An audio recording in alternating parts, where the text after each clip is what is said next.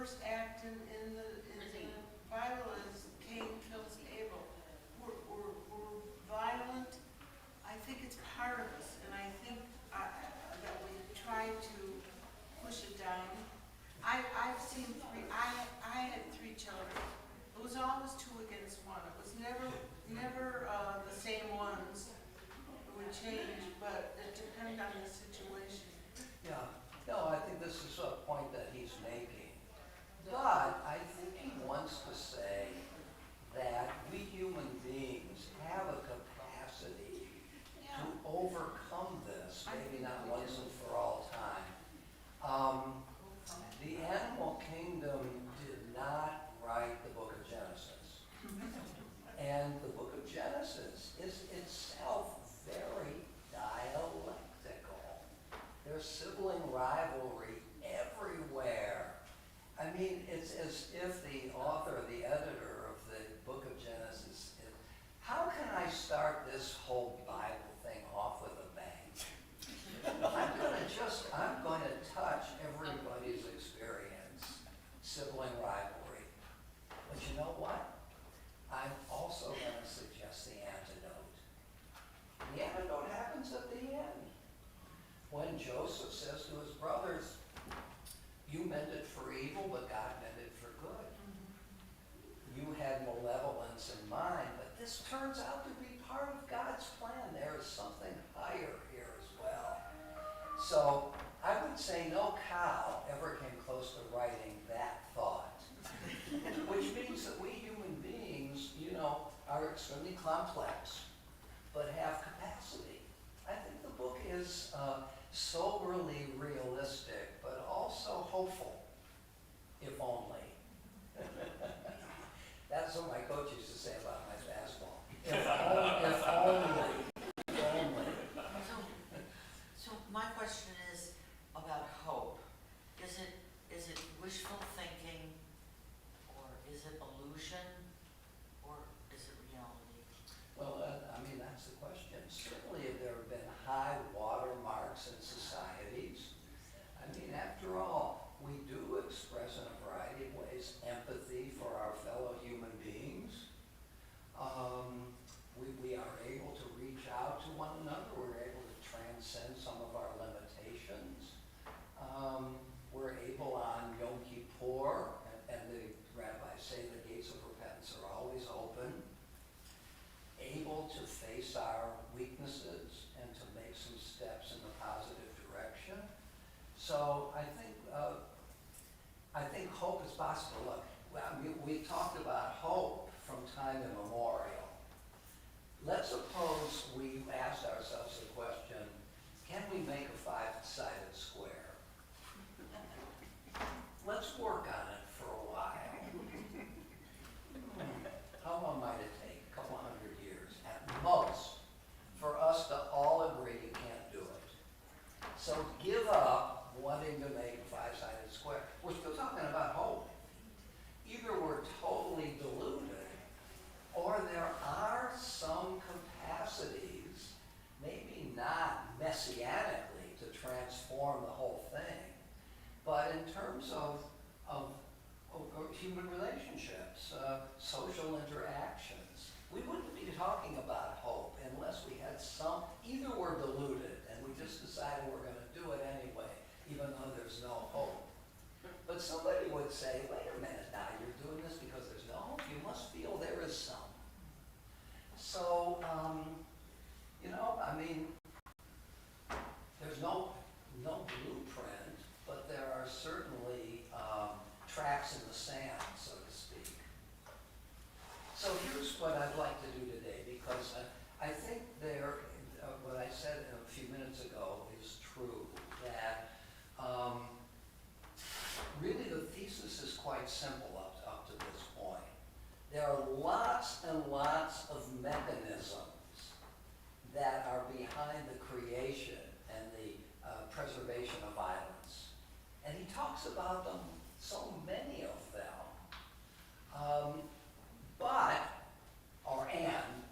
What is religion's role in that nexus of all of these mechanisms? So let's take a look a little bit at some pages here. 39.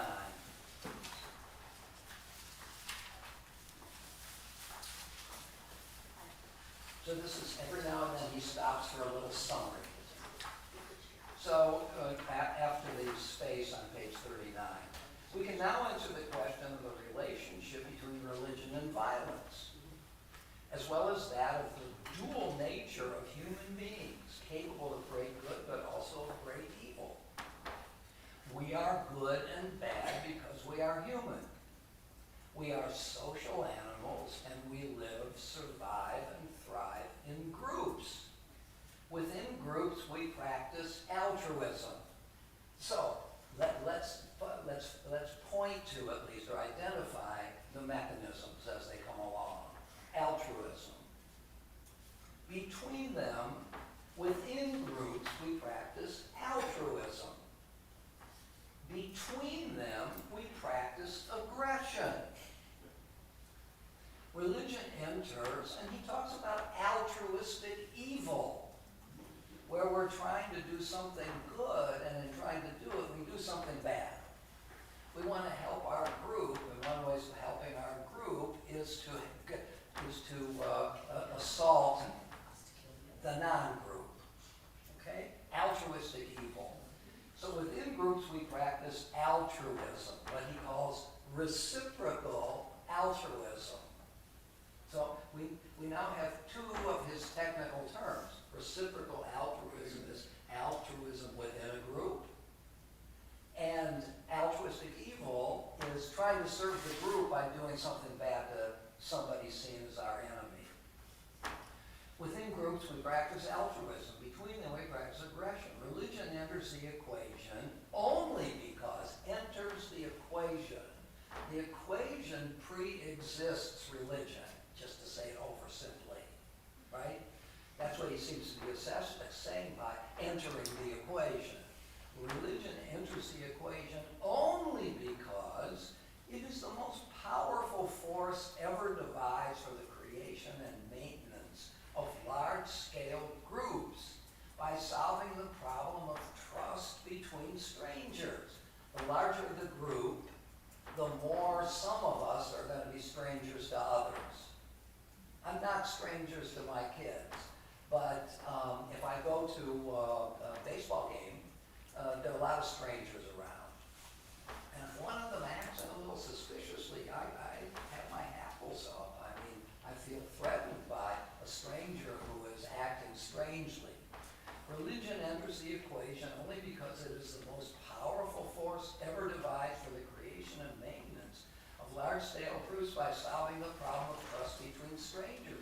Since religion is the most powerful force, it's bound to be involved in the evil as well as the good. Violence has nothing to do with religion as such. This, I think, is a main thesis of the book, whether or not we agree with it. I mean, at least he's mounting an argument. He's not just making an assertion and going home. He's got an elaborate argument, and that's what gives an assertion some purchase, some weight, is can you offer explanations for your assertion? How much evidence can you muster? The more comprehensive, the more consistent, the more durable, the stronger the assertion. And we can hardly say that he hasn't made an effort to justify his claims. Violence has, that next paragraph, to do with religion as such. It has to do with identity and life in groups. Religion sustains groups more effectively than any other force. It suppresses violence within. It rises to the threat of violence from without. Most conflicts and wars have nothing to do with religion whatsoever. They're about power, territory, and glory, that things that are secular and profane. But if religion can be enlisted, it will be. So this is not a way of excuse. This is not a book to excuse religion. You know, there's a bunch of other stuff that's the cause of violence. Religion doesn't have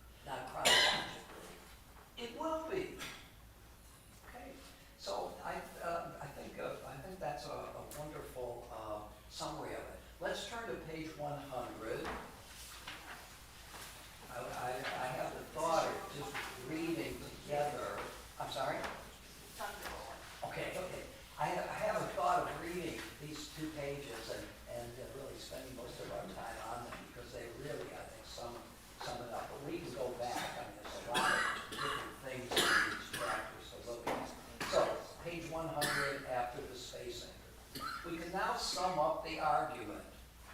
Violence exists because we are social animals. We live and find our identity in groups.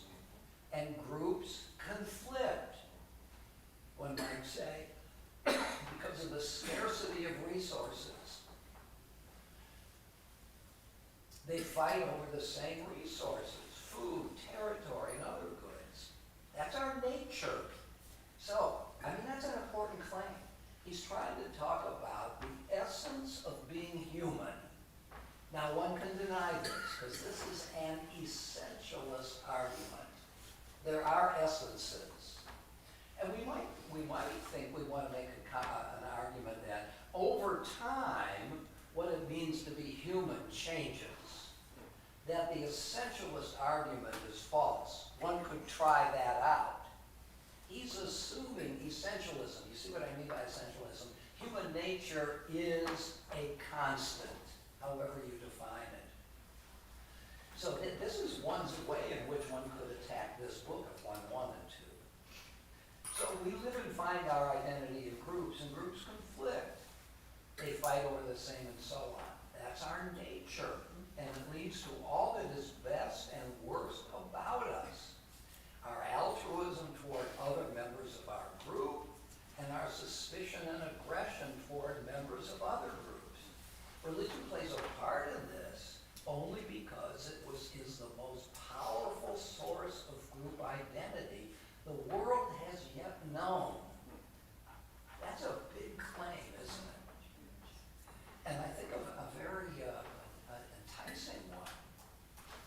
Every attempt to find a substitute for religion has resulted in even more violence. Nationalism has led to that. That's a way, why did Ferdinand and Isabella expel the Jews?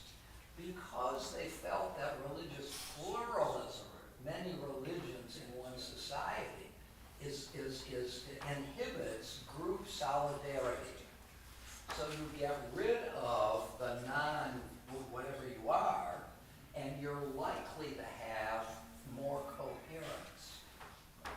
Nationalism. So, after all, the treaty, the Peace of Westphalia in 1648 really spelled the end of religious wars.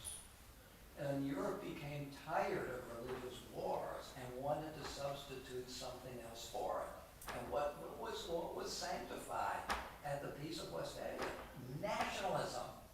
Nation states as a way of organizing a coherent society.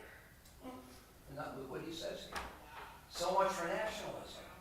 Led to 2 world wars. One attempt. That was a direct attempt to try to solve the problem that religion creates. Religious wars and so on. Political ideology led to Lenin and Stalin. Race led to Hitler and the Holocaust. The result was the bloodiest century in human history. The idea that we can abolish identity altogether by privileging the individual over the group, this is yet another attempt to find a way to bring coherence. The idea that we can abolish identity altogether by privileging the individual over the group is the West's current fantasy. And it has led to the return of religion in its most belligerent form. I mean, that Declaration of Independence. We hold these truths to be self-evident, that all human beings are created equal, endowed by their Creator with certain inalienable rights. Rights? Who has rights? Individuals. It used to be in classical societies that rights were negligible, but obligations were crucial. Rights are about individuals. So here that we find in the Enlightenment, remember Immanuel Kant, who said, dare to use your own reason. Don't depend on authority or tradition or somebody else. Think for yourself. That's individualism, right? Rights. Kant's whole view about the categorical imperative. I can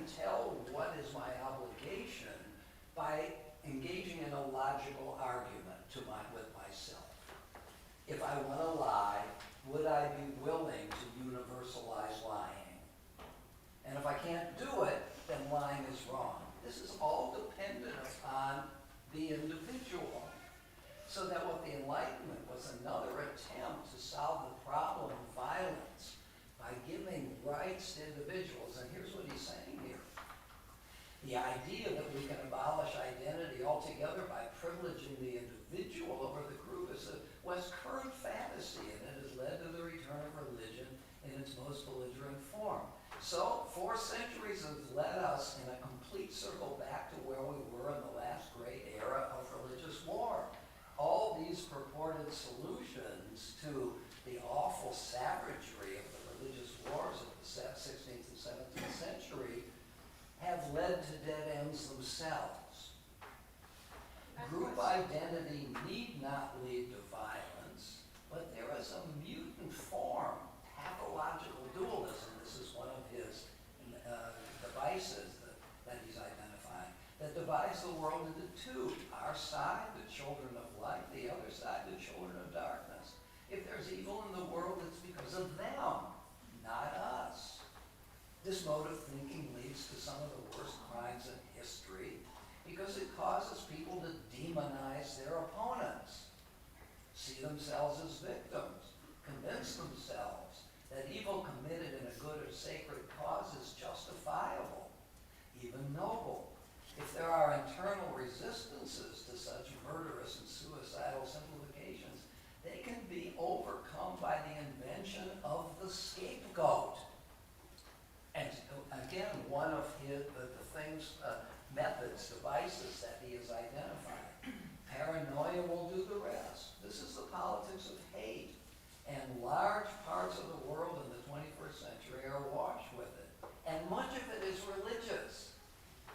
I think I'm repeating myself, I can see it. But that's one of the grand things about this book. He's willing to face religion's role in violence, but it's not the cause. It's Alan. What about power, just seeking power? Yeah. Well, in the name, I mean, you can say political violence or politics, but some people just want power. Why? I don't know why. Not Well, me. because part of it is because of scarcity. Why is there sibling rivalry? Without being reductive about it, because it's easy to think that you're not getting your share of love. And blessed are the parents who are able to distribute love equally at all times among their children. When I took my son to play tennis, I'm sure my daughters felt, when do we get some of that? I never thought I was being prejudicial, but it's hard. And when you don't feel you're getting your share, you're feeling resentment and you're trying to find a way to fight back. My brother and I have talked about this on our trips together, which we've done for many, many decades now. At the beginning, we were really having a lot of problems together because we weren't feeling we were getting our share, essentially. We had loving parents. We had great parents. Yeah, Gary? I have to agree with Ellen. I feel that a lot of what is going on currently is all about power. Whether it's the Soviet Union invading Ukraine, trying to take that, reestablish the USSR, whether it's the current Iranian crisis. I mean, yes, religion is in the background of both of those. The Islamists use that. But power is really what it's at. And even in this country, there are groups of people who feel that they are leaders, that they have basic capabilities more than other people, and that they should